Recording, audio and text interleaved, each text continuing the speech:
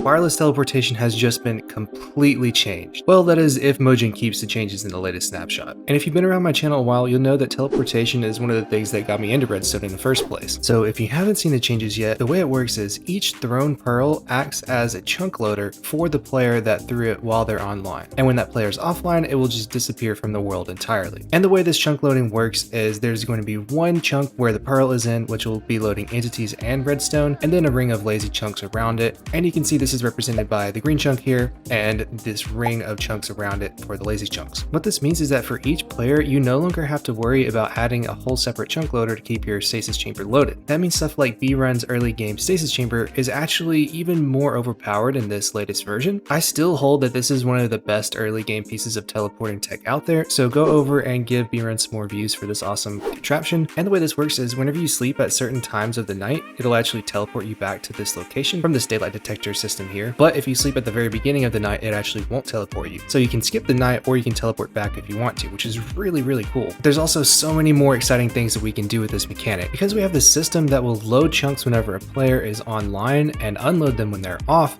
we can actually take advantage of that. And we can do that with existing tech called chunk loading detection. One simple way to do this is with the Frostwalker enchantment. So you see, whenever we unload and reload these chunks, like whenever we exit the game, this ice will turn into frosted ice from the Frostwalker enchantment, and this can be observed by an observer. But the problem is this observer flashes several times every time the ice cracks. So we need a way in order to make the ice just give one observer pulse. But there's actually a really cool way to get around this by using pistons. Whenever you push a frosted ice block over, it'll instantly convert into water, skipping the whole process and turning it right back into a source block where it was pushed.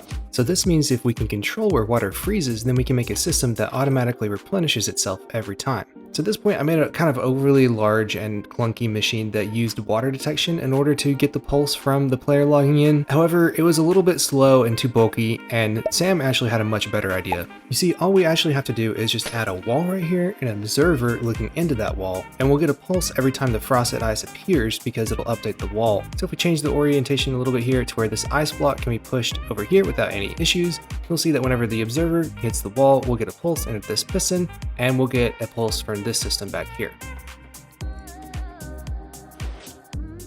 And there we go. But the thing is, we don't want this thing to activate every single time we log out and log into the game because that's just annoying. And this is where things get really exciting because we can make a system that keeps track of how many times we've logged out and logged back into the game. So whenever we get an initial log out and log back in, we'll get a window from this little pulse extender right here that will lock this hopper, keeping the items inside. And if we get 2 items in here within that window, we'll get an output to this trapdoor, activating the stasis chamber. So we can simulate this by just replacing this wall here. So you'll see that the window will start, and if we get another input, the other item will go and give an output to here when the comparator stops. So this means that with 2 consecutive logins, you can teleport from anywhere in the world on single player or multiplayer, even across dimensions. But is there any realistic way that we can make this into multiple stops? Thing is, if you try and do different number of stops based on the number of logins alone, the logic gets really complex and the machine gets really big. So we can add a simple system to get around this. If we just put a T flip-flop at the end of 2 of these and make sure that they're out of phase with each other, this means that each machine will only be activated every other time. This means that for the first 2 logins, you'll get teleported to stop A, and then for 2 more logins, you'll get teleported to stop B, and then repeat that cycle. And of course, you can use cheaper materials if you like to build this. You can use glass up top, any trapdoors, and any T flip-flop. Here's a simple T flip-flop with 2 droppers and a comparator and a hopper, and it accomplishes the same exact thing. But you don't have to stop after just 2. You can make what I'm calling kind of a subway system where you log in and out twice,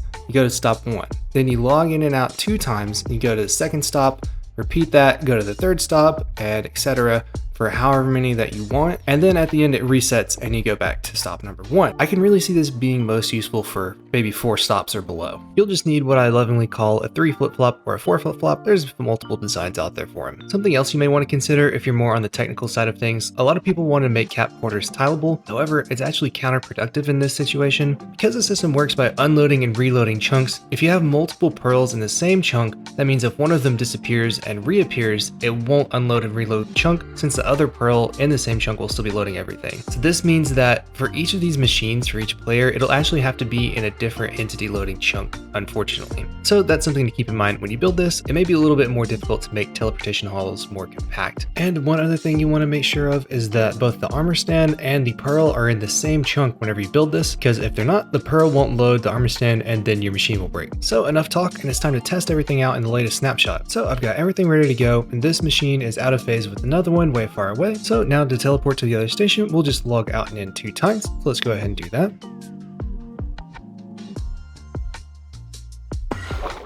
And there we go. Yeah, and this thing can also teleport you across dimensions. Pretty neat, right? Anywhere in the overworld or the end, you can use this system. So let's go ahead and reset this and go back to the overworld, and I'll go ahead and activate the machine again.